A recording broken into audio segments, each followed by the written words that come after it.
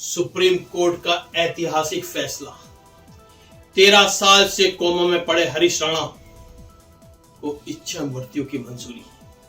आज हम आपको एक ऐसी कहानी सुनाने जा रहे हैं जो सिर्फ कानून की नहीं, सिर्फ मेडिकल साइंस की नहीं, बल्कि इंसानियत, दर्द, मजबूरी और सम्मानजनक मृत्यु के अधिकार की कहानी है। सोचिए, एक माँ बाप का वह दर्द कैसा होगा जब उनका बेटा 13 साल से कोमा में हो, ना बोल सके, ना चल सके, ना कोई प्रतिक्रिया दे सके, और आखिरकार वही माँ बाप अदालत से कहें, हमें अपने बेटे को मुक्ति दे दीजिए, हमें अपने बेटे को मुक्ति दे दीजिए।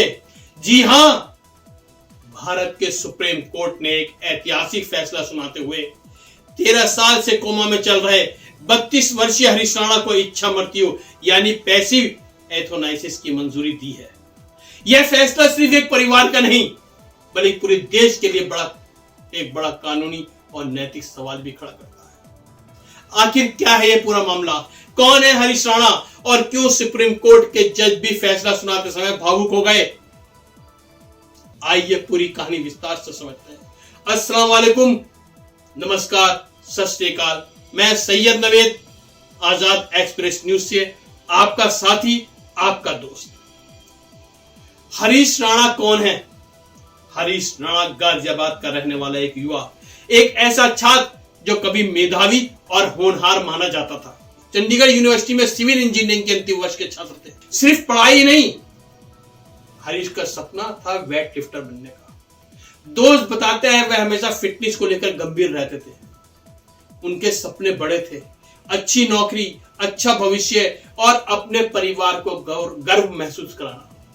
लेकिन किस्मत को शायद कुछ और ही मंजूर था। 2013 का वह हादसा जिसने सब बदल दिया। अगस्त 2013, रक्षाबंधन का दिन, एक खुशियों का दिन, एक पारिवारिक त्योहार। लेकिन उसी दिन हरीश की जिंदगी में एक ऐसा हादसा हुआ जिसने सब कुछ बदल दिया। हरीश अपनी पीजी की 4थी मंजिल से गिर गए। इस हादसे में उनके सर और कमर पर गंभीर चोटें आई। उन्हें तुरंत अस्पताल ले जाया गया। डॉक्टर ने जान बचाने की पूरी कोशिश करी, लेकिन हरीश गहरे कोमा में चले गए और फिर वह कभी होश में नहीं आए। 13 साल की लंबी पीड़ा। उस हादसे को आज 13 साल हो चुके हैं। इन 13 वर्षों में हरीश खुद से बोल नहीं पाए, चल नहीं पाए, कोई प्रतिक्रिया नहीं दे पाए। उनका शरीर लगभग पूरी तरह निष्क्रिय हो चुका है। वह सिर्फ जीवन रक्षक प्रणाली, लाइफ सपोर्ट सिस्टम के सहारे जिंदा है। उन्हें कृत्रिम तरीके से भोजन दिया जाता है, जिसे मेडिकल भाषा में कहते हैं क्लिनिकली असिस्टेड न्यूट्रिशन, CAN, यानी मशीनों के सहारे जीवन। किसी भी माता पिता के लिए इससे बड़ा दुख शायद ही हो सकता है। हरीश के पिता अशोक राणा और मां निर्मला राणा पिछले 13 साल से अपने बेटे की सेवा कर रहे थे। उन्होंने हर उम्मीद को जिंदा रखा, हर डॉक्टर से सलाह ली, हर इलाज की कोशिश की, लेकिन समय के साथ उन्हें यह एहसास होने लगा कि अब उनके बेटे के ठीक होने की संभावना लगभग खत्म हो चुकी। और यहीं से शुरू हुई एक बेहद कठिन लड़ाई। साल 2024 में हरीश के पिता अशोक राणा ने एक बेहद दर्दनाक फैसला लिया। उन्होंने दिल्ली हाई कोर्ट में याचिका दाखिल की। उनकी मांग थी, हमारे बेटे की जीवन रक्षक प्रणाली हटाने की अनुमति दी जाए। यह मांग किसी दुश्मन ने नहीं, बल्कि एक पिता ने अपने बेटे के लिए की थी। लेकिन दिल्ली हाई कोर्ट ने इस याचिका को खारिज कर दिया। परिवार निराश हुआ, लेकिन उन्होंने हार नहीं मानी। इसके बाद परिवार ने देश की सबसे बड़ी अदालत सुप्रीम कोर्ट का दरवाजा खटखटाया। सुप्रीम कोर्ट ने इस मामले को गंभीरता से लिया और मामले की जांच के लिए प्राथमिक मेडिकल बोर्ड, द्वितीय मेडिकल बोर्ड गठित किए। यह दोनों मेडिकल बोर्ड एम्स दिल्ली की निगरानी में बने। डॉक्टरों की टीम ने हरीश की स्थिति का गहराई से अध्ययन किया और अपनी रिपोर्ट में कहा, मरीज स्थायी कोमा की स्थिति में है। दिमाग की गतिविधि लगभग समाप्त हो चुकी है। स्वस्थ होने की संभावना ना के बराबर है। इस रिपोर्ट ने पूरे मामले की दिशा बदल दी।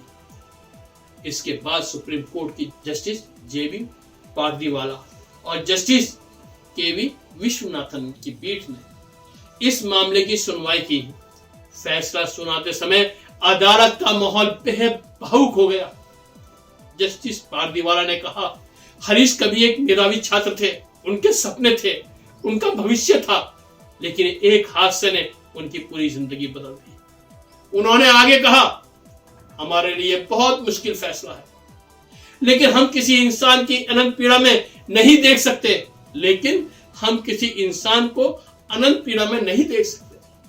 और इसी के साथ सुप्रीम कोर्ट ने पैसिव एथोनेसिया की अनुमति दे दी। सुप्रीम कोर्ट के आदेश के अनुसार हरीश की जीवन रक्षा प्रणाली हटाई जाएगी। पूरी प्रक्रिया एम्स दिल्ली की निगरानी में होगी। इसे मानवीय और चिकित्सीय तरीके से किया जाएगा। मरीज की गरिमा, डिग्निटी बनाए रखी जाएगी। बताया जा रहा है यह भारत में पहली बार है जब किसी मरीज को अदालत की अनुमति से इच्छा मृत्यु दी जा रही है। इसलिए यह फैसला मेडिकल, कानूनी, नैतिक तीनों दृष्टि से बेहद महत्वपूर्ण माना जा रहा है। माता पिता का दिल तोड़ देने वाला बयान। हरीश के माता पिता ने मीडिया से बात करते हुए कहा, हम इसके लिए लंबे समय से लड़ रहे थे। कौन से माता पिता अपने बेटे के लिए ऐसा चाहेंगे? उन्होंने कहा, अपने जिगर के टुकड़े के लिए इच्छा मृत्यु मांगना अपनी मौत से भी ज्यादा कठिन है। अपने बेटे के लिए मौत मांगना अपनी मौत से भी ज्यादा कठिन है, लेकिन हर दिन बेटे की पीड़ा को देखना उनके लिए ऐसा नहीं हो गया। इसी के साथ उन्होंने अंगदान की महान पहल भी की है। ऐसे मां बाप जिन्होंने इतने बड़े हादसे के बाद भी एक महान काम करने की सोची है। इस दर्दनाक कहानी में एक बेहद प्रेरणादायक पहल भी सामने आई है। हरीश के माता पिता ने कहा है कि अगर बेटे के अंग किसी और की जान बचा सकते हैं तो बेटे के अंग किसी और की जान बचा सकते हैं, तो हम उन्हें दान करना चाहते हैं। उनका कहना है, अगर किसी को नई जिंदगी मिलती है तो हमें लगेगा हमारा बेटा आज भी जिंदा है। सुप्रीम कोर्ट ने अपने फैसले में एक और महत्वपूर्ण बात कही। अदालत ने केंद्र सरकार से कहा है कि भारत में एंड ऑफ लाइफ केयर यानी जीवन के अंतिम चरण की देखभाल को लेकर अभी कोई स्पष्ट कानून नहीं है। इसलिए सरकार को चाहिए कि पैसिव एथोनाइसिस पर एक व्यापक कानून बनाने पर विचार करें। कानूनी विशेषज्ञ मानते हैं यह फैसला भविष्य में आने वाले ऐसे मामलों के लिए एक महत्वपूर्ण मिसाल बनेगा। यह फैसला कई सवाल भी उठाता है। क्या इंसान को सम्मानजनक मृत्यु का अधिकार होना चाहिए? क्या मशीनों के सारे जीवन को लंबा करना सही है? अगर ऐसे फैसलों में परिवार की भूमिका क्या होनी चाहिए? हरीश राणा की कहानी सिर्फ एक हादसे की कहानी नहीं, यह कहानी एक परिवार के दर्द की, न्याय व्यवस्था की संवेदनशीलता की और इंसानियत की। 13 साल तक बेटा मशीनों के सहारे जिंदा रहा और आखिरकार अदालत ने कहा अब उसे शांति से जाने दिया जाए। ये एक ऐसी कहानी थी जो पूरी कहानी में, पूरी सच्चाई में, पूरी न्यूज को बताते हुए मैं खुद भावुक रहा। और इस कहानी को जो भी सुनेगा, जो एक बाप होगा, जो एक भाई होगा, जो एक बेटा होगा, बिना भावुक हुए नहीं रह सकता। ये एक सच्चाई है इंसानियत की और हमारे सुप्रीम कोर्ट। जय हिंद।